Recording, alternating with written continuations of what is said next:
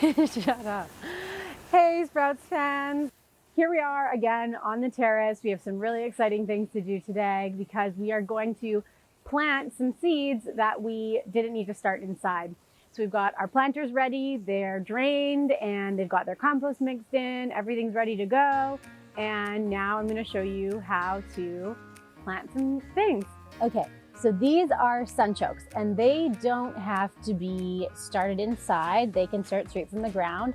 And these are some that I grew last year that I sorted through, and I picked the best ones, and I'm gonna re-sprout them. Okay, so just pull them nicely out of the soil. Ooh, see, this one's like starting to sprout. Okay. Here we have our sunchokes, and I'm gonna show you how to plant them. Okay, so you recognize these planters from before. They're ready to go. And so I'm gonna plant 2 sunchokes in each planter. Sunchokes really grow like a large root system. And so just having 2 in each container is going to be plenty of room for them, but you wouldn't want to plant more in a container than that. So here's how I do it. So you just want to dig a small hole in the soil and then plant your sunchoke with the roots facing down, and then cover it up with soil. And that's it. And then you keep going. I'm going to do the next one over here. For those of you who don't know what a sunchoke is, this is a plant that you eat the root. It's kind of like a potato, and they're really hardy, and they grow really well in all locations. They're native to North America and super delicious. And the other thing to know about them is they grow really tall like a sunflower. So I'm actually using these taller planters to create some privacy on my terrace so that this building can't see into our little sitting area over here. So this is a way that you can kind of use your plants to benefit you and to benefit your needs. So this is the part of the sunchoke that's sprouting. Even a tiny little piece of the root can re-sprout. So if you're growing something in a garden that isn't in a planter and so controlled, you have to be very careful, because pretty much it's going to be really hard to get these guys out of the area that you've grown them, just because their root system is so expansive, and they can sprout a whole new plant just with something like this big. Okay, the other 2 things we're planting today that do not need to be started ahead of time are these beets and Swiss chard. Both of these plants are very hardy, and I'm just going to plant them right into the soil. Now, you know when to plant these when it's approximately 2 weeks ahead of the last frost date. So it's the calculated time when it's likely to not freeze anymore. So ours is April 1st. So your package of seeds should tell you the spacing. So you have to pay attention to that. You don't want to plant all your seeds right on top of one another.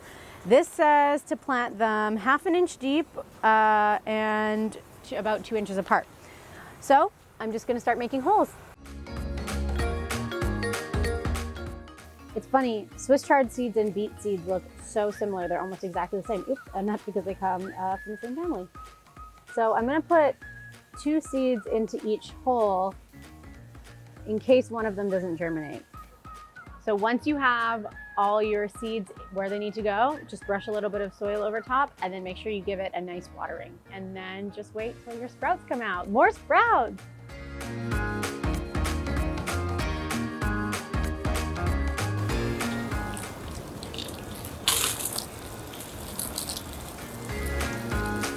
Okay, so now we're gonna plant some arugula.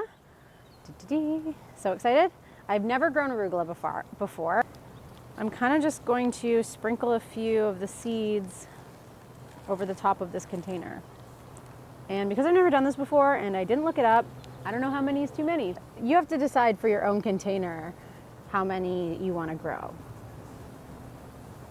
Okay, that's it. And then just lightly brush the soil over top. So now we're gonna do in this chives, parsley, basil, mint, and cilantro. And same thing. I'm just gonna sprinkle a couple seeds on top of the soil. Because a lot of these seeds are so tiny. The mint ones, the mint seeds I can't see. It's like, looks like a smaller than a grind of pepper. So be careful. I mean, I can see them, but okay. And chives in this section. A little bit of parsley over here.